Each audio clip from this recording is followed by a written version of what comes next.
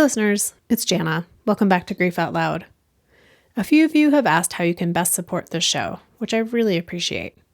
Here are two easy-ish things. First, be sure to follow Grief Out Loud on whatever platform you use to listen. And two, give us a rating and review on that same platform. Both of these will help the show reach more people. In fact, if you want extra credit, share an episode with someone you know.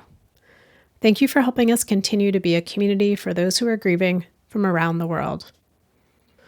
Today, I'm joined by Daria Burke, author of the newly released memoir, Of My Own Making.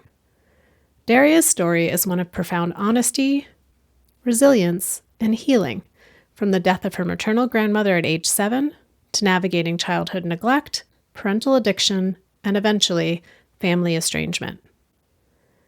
What makes Daria's path so compelling is how her grief remained buried for decades, until a chance online search led her to a newspaper article about her grandmother's fatal car accident. Reading the article and seeing the photos broke open emotions she'd never processed as a child, and that opening kickstarted yet another layer of healing. In our conversation, Daria shares what it means to grieve someone who died, while also grieving relationships with people who are still alive but absent from your life. We explore the collective grief she witnessed growing up in Detroit during the 1980s, the complicated emotions of estrangement, and the beautiful ways she stays connected to her grandmother through what she calls love taps, unexpected signs and connections that appear in her daily life. Whether you're processing your own childhood losses, navigating complicated family relationships, or simply trying to make sense of grief, Daria's story offers insights we can all relate to. Daria Burke is an American writer, speaker, and well-being advocate. Her debut memoir, Of My Own Making, came out in the spring of 2025 and is a soulful and scientific exploration of overcoming adversity, healing from childhood trauma, and rewriting one's own story. As a chief marketing officer, Daria was named a 2020 Ad Age Women to Watch, whose work has been recognized by Women's Wear Daily, Forbes, Vogue, Town & Country, and The Cut. She's also written for Fast Company, The Huffington Post, and Black Enterprise, and has appeared on The Melissa Harris Perry Show on MSNBC. A distinguished alumna of the NYU Stern School of Business and the University of Michigan, Daria was born in Detroit and now calls Los Angeles and East Hampton home. Okay, here's my conversation with Daria. Daria, thanks for coming on Grief Out Loud today. Thank you for having me. I know I just gave your long professional bio in the intro that listeners just heard, but what feels important for you today in this moment to share with listeners? Like, what would you like folks to know about you? Gosh, I think that I'm a seeker, just like a lot of us, that I'm someone who's come to appreciate and understand and deeply believe that healing is a practice.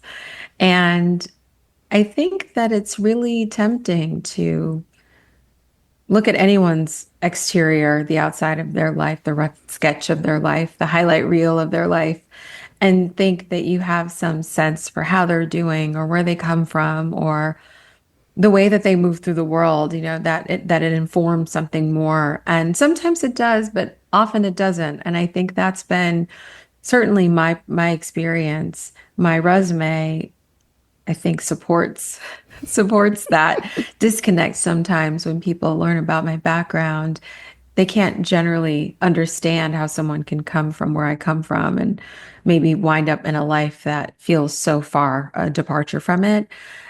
The idea, or the quote, Maya Angelou popularized it, but it comes from Tyrone from like 600 BC, that says that nothing that is human is alien to me. It's with me all the time. I think about that all the time. It allows me to be reminded that not everything we see tells the full story, and that there's absolutely nothing that another human being could go through that I couldn't possibly experience. I might not, but I could. And that also, I think, just hopefully affords all of us more grace, more compassion, more empathy. And so I think I would want people to know that also matters a lot to me. And your memoir, your first ever book of my own making, just came out a couple days before we're recording this interview. And in it, you share so much about your life and so much about your life that you didn't share for so many years, that you really had that divide of like, here is the Daria from before and here is the Daria now, and the two shall not engage with one another. But then there's a moment in your life where you connect back to a really early childhood loss that seems to break open this new way of telling your story or getting to know your story. And that was about your maternal grandmother who died when you were 7. It sounds like from the book she was such a caregiving force in your childhood. And I'm curious, like, what did you know to be true about your grandmother as a child? She was. I knew very little. I was, as you mentioned, 7 years old when she passed away. And so even now, when I think about what I know about her, I often question when I learned it. So I don't know when I learned that she was from Mississippi and that she got married very young at 15 and had her first son by then, my oldest uncle, that she would go on and have two more sons and then remarry eventually and have my mother, who's the youngest and the only daughter. And so all of those facts feel so certain. I mean, they've always been things that I've known, but I don't know when I knew them, if that makes sense. She lived such an interesting life as a result of coming from where she come, she was born in the 30s in the Jim Crow South, moved with her family to Detroit and made a life as much as one can without an education and without a lot of opportunities that would have been available to someone like me now. And I didn't know those things when I was that young. I just knew that she was quite fierce and determined and sharp and kind of no nonsense, but still really loving and nurturing. And she was a faithful churchgoer and a very hard worker. She owned all the houses that her kids lived in and the one that she lived in as well. And so I think that I just had this sense that there was this formidable person who earned deep respect, but who also cared a lot about other people. And I was a very lucky beneficiary of that love and that care. But I think when you're that young and you suffer a loss, it can be so difficult to really articulate the before and the after. I think the before and the after looks mostly like what life looked like before she died, and at least what I remember of it, and then what it looked like afterwards. But she was a wonderful person. One of my favorite memories about her is that she really only wore jeans in the garden. She was that kind of woman.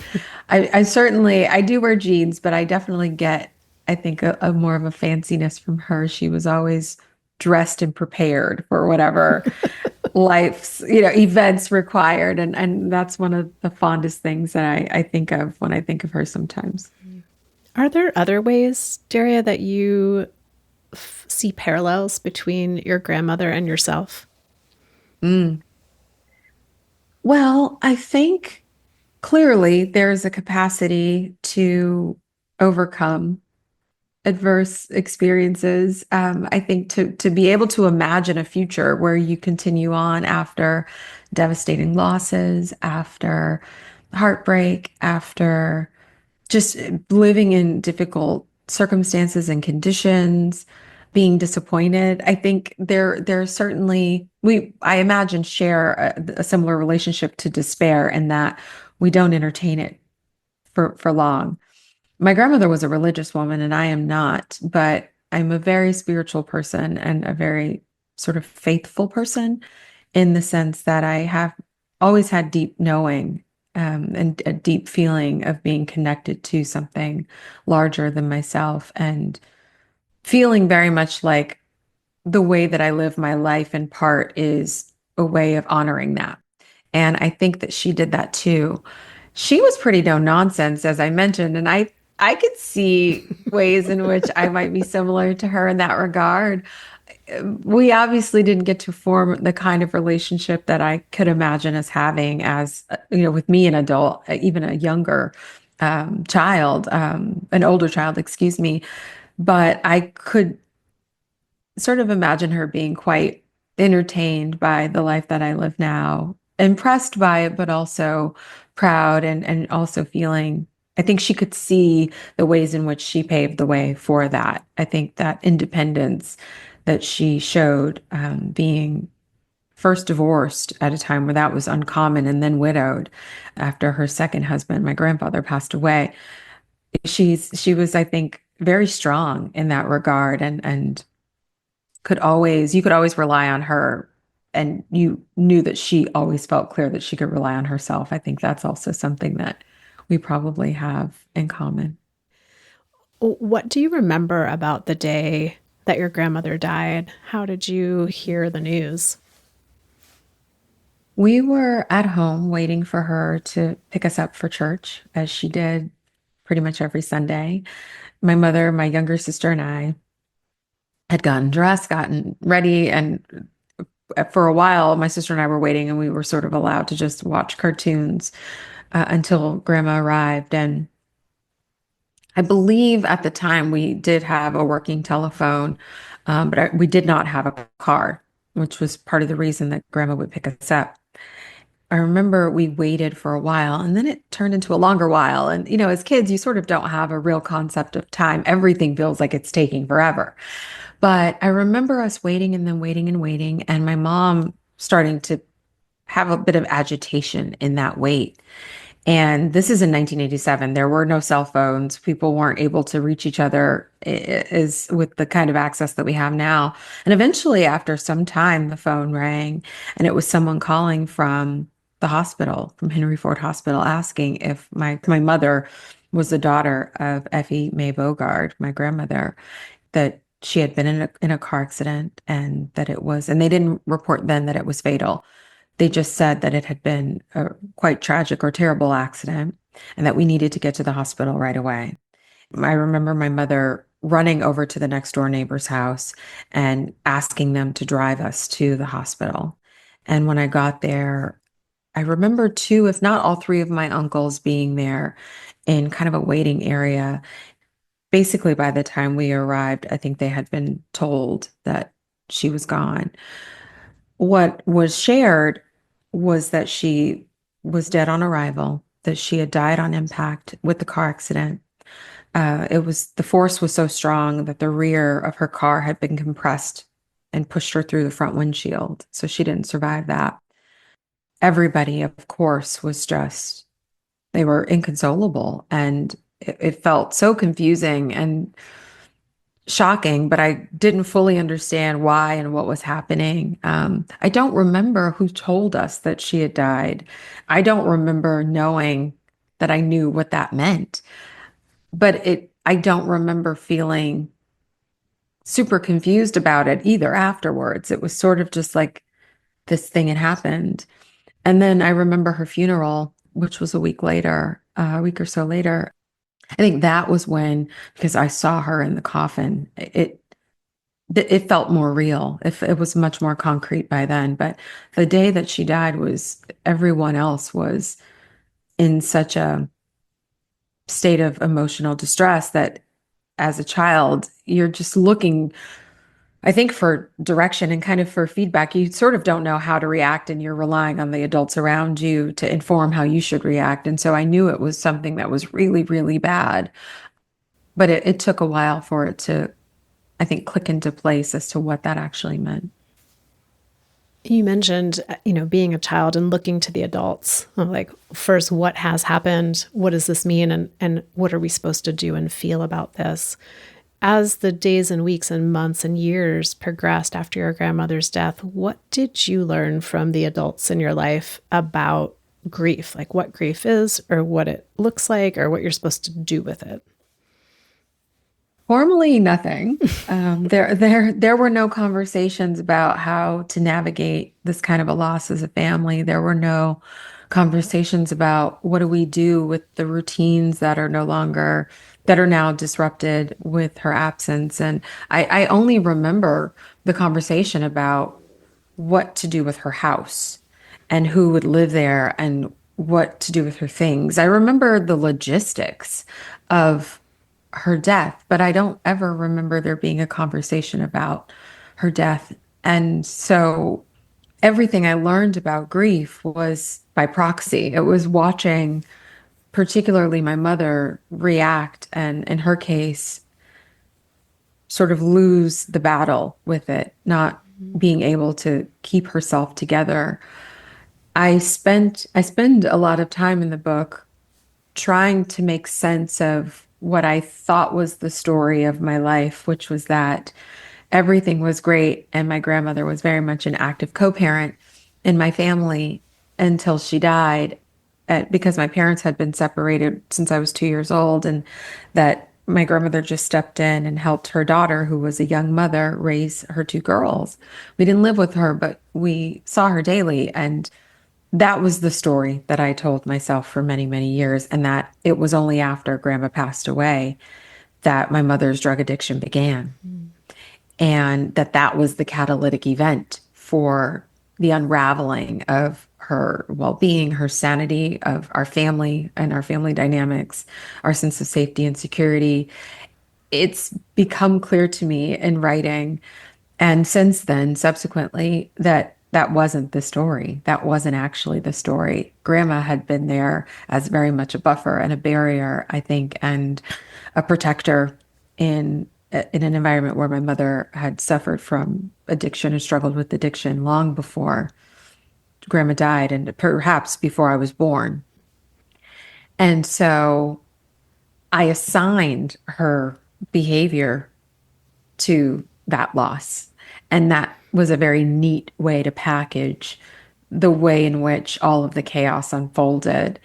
And for many of the other adults, I surely remember vague conversations about grandma, memories that people would share, things as they would come up, but she didn't stay in conversation. You know, the way that you try to stay with your dead person, the way you try to keep them close, the way you try to talk about them so much that you remember how they sounded and what they smelled like, all of those kinds of ways that we try to stay connected to the people we've lost. My mom did some of that, and then eventually even she didn't do that. But there wasn't a lot of processing, and even just witnessing a person process the loss with any discernible pattern or clarity. It felt very much like I was sort of left to deal with it. I remember there was one conversation I'd had with a counselor in school, and I don't remember the conversation, but I remember having to have one. And I don't remember there being an outcome, or even a recurrence. But there was clearly at some point the communication that I had had this loss, and that someone decided that they should have the conversation with me. But I feel like I've lost so much of that time. And in this conversation, talking with you, what seems to come through is almost a disconnection from your own experience because there's so much focus on your mother's experience or maybe the other adults in your life. And as you said, her substance use really accelerated or got amplified after your grandmother's death, and that the focus was on others from that place of how do I stay maybe safe in this very chaotic situation. In your book, it seems like there's a moment as an adult when you go looking for more information about your grandmother's accident where that grief really comes home. And I wondered if you could share a little bit about that. Of course, yes. 30 years later, in fact, I I still to this day could not tell you where the instinct came from, but something in me, I was just home on the sofa. I'd come home from work. I'm sitting on the sofa watching TV, having dinner. Something just nagged at me to Google her, to search for her. I don't even know what I was hoping to find. Maybe her obituary, I think. And I didn't find that. But in that search, I wound up being led to the Detroit Free Press archives, where they had archived all of these past articles long before anything was digital. And I happened upon the article that talked about the accident that took her life. And the initial, when you see it on the screen, initially all I saw was just Detroit woman killed in a car accident or something like that, the headline. And as I scrolled down to read it, the photo of the accident was there. And so I had heard the story, a version of the story I just shared with you about how she died and what that day was like and what the wreckage was like and all of that. Her car had stalled in the center lane of the freeway, and this one car was able to swerve and miss her, but another car, and the question still remains, was the other car, was he a drunk driver? Was there some other issue? But he couldn't miss her. He didn't miss her. And that at top speed ran into the back of her car and killed her. I had heard that story and knew that story for a very long time, but seeing it, something just broke in me. I don't know. It was like at once I had been given the news, I was witnessing the aftermath of the wreckage. It was like suddenly this person who had raised me, so to speak, was gone.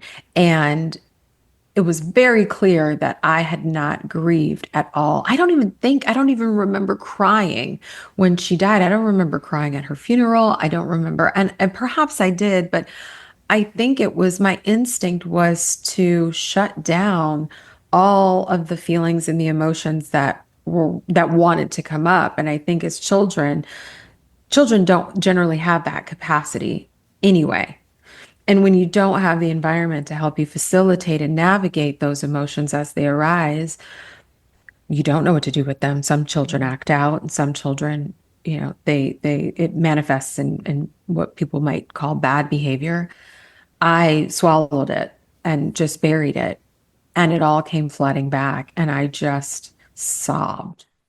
So for hours, I think 2 hours probably, I sat there and I just cried. And I apologizing to her. I'm so sorry this happened to you. And I just couldn't believe it. Was just like, I'm so sorry. This is so horrible. And it was me, I think, officially, I can cry now. It was saying goodbye and grieving then in a way that I couldn't do 30 years before. I'm just sitting with you as, as an adult, feeling so much of 7-year-old Daria coming through and what she would have wanted to say or express to her grandmother or to her family at the funeral, to be able to be part of that mourning and that grief together. And it seems like that was not available to you as a child at all. It wasn't. I will say the one thing I'm the most grateful for is that I could go to her funeral. I think had I not been able to do that, it would have been really, really hard. And so whoever made that decision with my mom, for my mom, perhaps it was my mom, I'm grateful. I'm so grateful because I remember that and I remember seeing her at rest. And I remember it being very strange, of course, and upsetting because everyone was so upset. But there was closure in that. And even though I certainly couldn't have labeled it that way then, and I didn't know what to do with my feelings, I did have that moment of getting to lay her to rest, whatever that sort of meant to a 7-year-old. But I'm even now, I feel so satisfied that I could have that moment. What did it mean to you and maybe in your life as well to have that grief come back in such a physical, visceral way, looking at the article and the photos and reading in the details of the accident? Well, at that point, I was highly therapized and very accustomed to naming my feelings and naming, call a thing. And I tend to be quite good at that. So my immediate reaction was, oh my gosh, I never grieved this loss. I never made a home for it in me. I buried it. And I initially thought it might send me into some sort of depression. I thought, gosh, what's going to happen to me now? But it actually felt clarifying. It felt like this opening up. There was, I think, this very early stage of knitting together these versions of myself that I thought that I had. I thought that through therapy I had largely done that, that I had acknowledged the loss, that I had acknowledged my childhood and the ways in which we weren't cared for and what I could finally call abuse and neglect. I had really felt quite clear on all of and certain about my feelings about all of those things, even the ways in which such trauma showed up in my life as an adult and the ways in which I was working through that.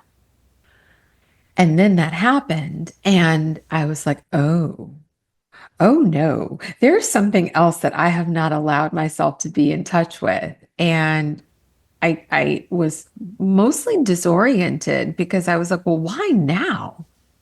Why? And nothing has happened. In fact, my life is fabulous. Why now? And a therapist that I was seeing at the time, I saw her the following week after it had happened. And I told her, and I'm like, I'm ruminating over what just happened, what is happening to me? Am I losing my mind? And she so beautifully helped me understand that perhaps in all of the safety and security and stability that I had created for myself, that I was, psychically ready, that for whatever reason, my soul and my psyche decided that I could handle this next level of healing and that it was going to require access to feelings and a set of facts and the truth about those facts that I had not looked at before. Knowing what I know about you just from reading your book, I imagine your therapist was very wise in framing it as like another accomplishment you can work on. Congratulations, all this hard work. Guess what? You win more grief. Exactly. I know. And clever woman she was. I mean, of course, I felt a little pissed off. I was like, that's not how this is supposed to work, though. Like, I've been doing the work, air quote, the work. But she framed it in a way that as I sat with it, I could really start to metabolize what that meant. And I could appreciate the fact that I did have more tools and I had a greater capacity. I felt the ground under my feet in a really different way. I had loved ones in the form of close friendships. So that, I think, it all made sense, even if it was wholly disorienting at the same time. And we know that grief is not reserved just for death. There's grief for so many different types of losses and experiences. One that you wrote about that I was really drawn to was this collective grief that you witnessed growing up in Detroit in the 1980s. And I wondered if you could share a little bit about that. Absolutely. When talking about my childhood, I wanted to give context for the Detroit that I grew up in, not just because it's great background and that helps with the character that you're learning about, air quote character, when you're reading a story, but also because I'm using it as an exploration of epigenetics, which is the study of how behavior and environment can have an impact on the way our genes are expressed. And so it became really interesting to me as I thought about Detroit, both in my own sort of frame. I for many years saw it as this hopeless place, this place where nothing good ever happened to anyone, that if you stayed, that you would never reach your potential, that you had to leave. And obviously that could be a self-fulfilling story I could continue to lean on. But in writing the book and in giving the background, it also felt important to say how Detroit had gotten to the place that it was when I was born. And so by the time I showed up in 1980, it had been overrun by crack.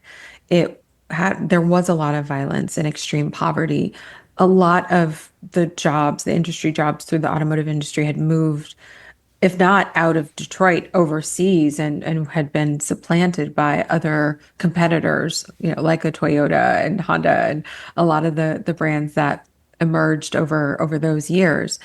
And but it's really easy to look at a person, a traumatized individual, and assign some of the ways in which that trauma manifests as a personality.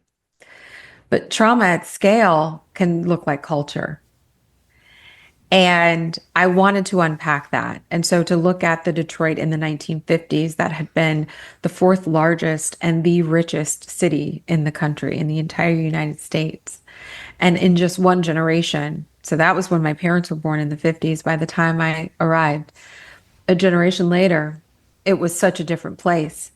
And there was a collective grief, I think, that you could just feel in the community. There had been so much loss. There had been, in 1943, there had been destruction of the city at the hands of racism during the earlier years of the Great Migration. And then we saw again in the 1967 riots extreme violence and the ways in which that violence sort of decimated the spirit of the culture and the ways in which a lot of people gave up on the city, moved to the suburbs. Neighborhoods were raised and paved over, and freeways were built through them. And when you think about the systemic violence of those kinds of acts and the ways in which that can be exacted on a community, that's deep loss. And I remember just even growing up, there was still this nostalgia for a Detroit that was so different, one that was a destination for people and one that had promise and hope, one that it was the Detroit that people moved from the South and from other countries to find opportunities in. And I think that sort of just had this, there was this sort of patina of sadness and grief over the city in a lot of ways. And sometimes I still see and feel that there's still this call to a time everyone wants to get back to. And then there's also the grief of growing up with parents who were absent, neglectful, actively causing harm, abusive, parents who at this point you've been estranged from for many, many years. And Mhm. how would you describe the grief of that as similar or different to grieving for your grandmother who died? Oh gosh, so different. So different. You're grieving the loss of something that technically maybe you haven't lost, right? This nebulous grief. It's not tangible in the way that we grieve when we have a death, but there is a death. And there are so many psychic costs to growing up in those kinds of environments. Growing up with my mother in particular, my father was largely absent from our lives. It did take shape. It had a little bit more, I would dare say, process to it. And I'm so reluctant to use that word, but I can track feeling fear and then feeling shame and then feeling anger and then feeling like I didn't want to feel anything anymore. And I can sort of track that journey through my childhood and into my early adulthood with my mom. And I think that's so different also in my case because when I was in college during my first year of business or of undergrad, she sort of disappeared. We didn't know where she was. We couldn't find her. No one could locate her. And for 2.5 years, she was just gone. And so there was also the question of had she actually died? And so then it was me wanting to sort of force myself to decide that perhaps she was gone and that I needed to grieve that she had died. But in my mind, that was easier. That was easy. It was easier to perhaps explain to someone that my parents had passed away, or, you know, that then my mother has disappeared from my life. I have no idea where she is, how she is, if she's coming back, in what condition, if she does. There's nowhere to put those kinds of feelings, and that particular kind of grief I think lived with me for a really long time, even after the estrangement, because then there was the grief of the estrangement and there was the lack of ritual, of tradition, the what do I do on the holidays, I had this big milestone moment and I would love to just call this person, or I have this heartbreaking moment and I want to call this person. There's an emptiness with that. And I think it's so unique when it's your parents, especially your mother, because of the ways in which biologically we're attached, and then sociologically and physiologically attached. And I think the undoing of that, or at least putting it into a new context and having a new relationship with it, is that's been the work of my life. When I was just sitting with this idea that when there's an estrangement or a disconnect and you share that with other people, there's other people's opinions about that. Not that there's not opinions when someone in our life has died, but to be able to say, I'm not spending the holidays with my mom because she died, that's like a concrete thing versus saying to someone, I'm not spending the holidays with my mom because we don't speak anymore. There's a lot of questions or opinions that can come with that. And yeah, I was reflecting on that in a way that I hadn't as I was reading your book. And I'm curious what that's like for you, even now, being public with your story, having your book out in the world, and navigating people's questions about the estrangement with your parents.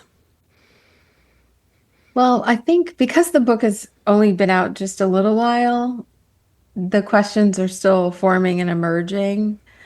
I've mostly been met with understanding because the book also is providing the context for that decision. I did not imagine that that was going to be the way that it would go. I think the younger version of me who walked away from a relationship with my parents at the time thought that they might get better, that being unburdened by children, by, no longer having to care for us, that perhaps there was more space for them to find healing and to find wellness for themselves. And I think with that first, my mother had a history of disappearing from our lives. And so she, even before I have memories of it in some cases, so it had happened once in high school. It had happened again for a much longer period of time in college. So by the time I was revisiting a relationship with her, I was doing it with such fresh hope that maybe, just maybe, she's okay. She had been remarried by then. And so I just kind of told myself the story that surely she's better now. And the reality wasn't the case. And I think it was so abundantly clear then in that moment that she's unwell and I can't be in a relationship with her in this condition. It will destroy me. So I walked away very much under duress in knowing that she has yet to be able to confront the facts of my childhood, the ways in which her own struggle with addiction and substance use, whatever phase of recovery she might be in, those aren't things that from my understanding, she's not been able to confront and have a conversation with and about. And so the challenge that I've had, and really the reason why we remain estranged ultimately, is because I can't live in an alternate reality where those things didn't happen, where my childhood didn't actually happen. And I know sometimes we want people to just see us where we are now, even if where we are now isn't great, but it's better than it was, or even if where we are now, it's the same, but you're not in harm anymore. I think I get that desire, but that's not, I can't be in relationship with someone, not in a healthy relationship with someone in that way. So people understand the choice to be estranged when they have that context. And, when they've read the book, it makes sense. I think also I'm finding how many more people have chosen to be no contact with members in their own family for lots of reasons. And I still absolutely have gotten versions of, but it's your mother, it's your father, these are your parents, the expectation, that the cultural expectation that it doesn't matter what they did to you. They're your parents, you forgive them, you find a way. And I don't believe in that. And I am hopeful that this story is an offering to people who are trying to find a way to be whole even when they feel broken, when they have sort of the holes that were left by these departures, estrangements, neglect, deaths, all the ways in which we experience those losses, but particularly those who have some version of loss that looks like mine, that you can you can survive it. It may be hard, and you can find acceptance. You can find compassion and empathy. You can understand a person's history and how they perhaps got where they got, but not be okay with how they exist and not be okay with their behavior. Two things can be true, and that you don't have to, air quote, forgive them. I think for me, that I really have a hard time with the idea of forgiveness, because I think that we miss the piece. There's a lot of do it for you. You forgive for yourself, but the piece that we forget is that you have to be asked for forgiveness, I believe, to actually give it. So if someone doesn't want your forgiveness for something, what are you giving it to? Where does that go? And that feels like a just something you say to feel better. Oh, well, I did it for myself. It feels better and more right and more honest and more fair to me to say that I accepted, well, I should start with I grieved the childhood that I didn't have and the parents that I didn't have, and the ways in which those losses still manifest in my life today. And I allow myself to feel sad, but I also accept that that was just the way it went.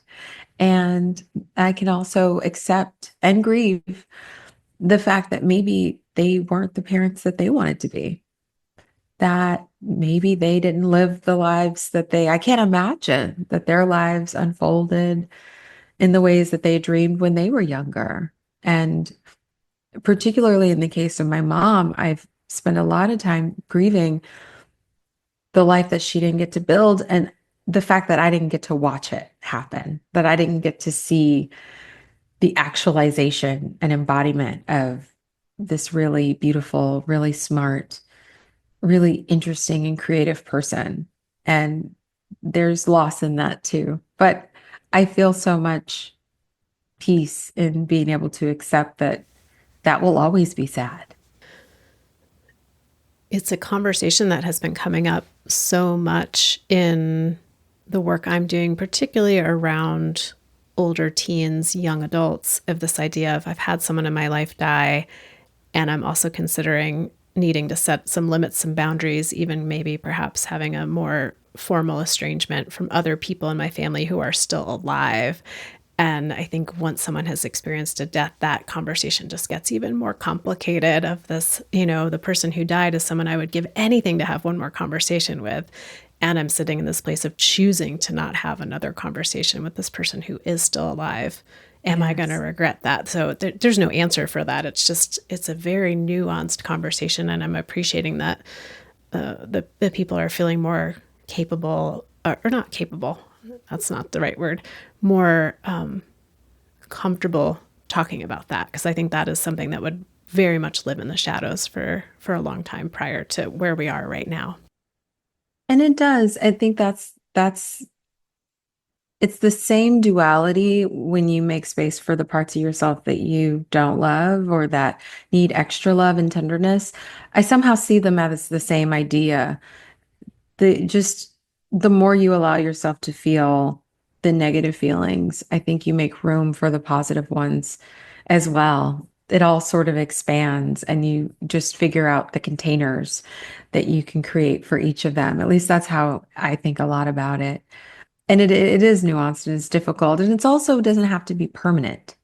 And I think that's the other piece of this, is that even though you have a container for both the good and the bad, and I think knowing that all you're doing is making room for your humanity. It doesn't have to be forever that you don't speak to this person. And it doesn't mean that you wait for things to change, but you keep watch and allow for the possibility that things can evolve, but accept that they may not. I was originally going to ask you what are one or two healing practices that you've been turning to, but I'm going to shift it to say what are one or two grieving practices that you've turned to? Well, I cry whenever I need to now. That one for sure. I think for me, not feeling my feelings was the way I managed for so many years. And so feeling my feelings is a grief practice. Another grief, it's funny to call it a grief practice, but I have not as much lately, but I do meditations where I try to come in contact with people I've lost, in particular my grandmother. And that has been a really healing grief practice, if I can call it that, in that I'm going knowing that I'm making myself available to something that may come up that may feel really sad or may feel even a bit hurtful. But I don't want to feel like I'm shutting life out anymore. I want to let life touch me. And that means allowing myself to feel devastated sometimes. And so that's been something. I don't do it generally consciously with like, today I'm going to grieve, but I certainly do it with clear intentions. And then the other thing is, I've spent so many different holidays solo. I've had a lot of solo Thanksgivings and Christmases, and sometimes they're still sad, but generally I volunteer. I'll go volunteer and try to spend my time pouring into someone else, offering what I can to someone else. And then I'll do a double header at the movies after that. And so even that sometimes feels a bit like a practice because I'm not forcing these other events. I'm not forcing these moments to look like what I think they should look like. I'm not trying to make them look like some version of a story that I can tell people what I did for Christmas this year so that they're not sad that I was home by myself, or that I went to the movies or whatever the case may be. So, yeah, those are some of the things that I do, but I love that question. I think I'll be sitting with it probably after our conversation is over. My last question to you is about at the end of your book, you write about connecting with your grandmother and also sort of you phrase it as the love taps that you receive from her. And that's a phrase I hadn't heard in quite that way. And would you be willing to share one or two of those love taps that you've received from your grandmother? Sure. For years, I thought it was just this cardinal that I would see outside of my window no matter where I lived. And I mean, I've lived on the East Coast, West Coast, Midwest, South, you name it. And that felt like her presence to me. I had decided a long, long time ago.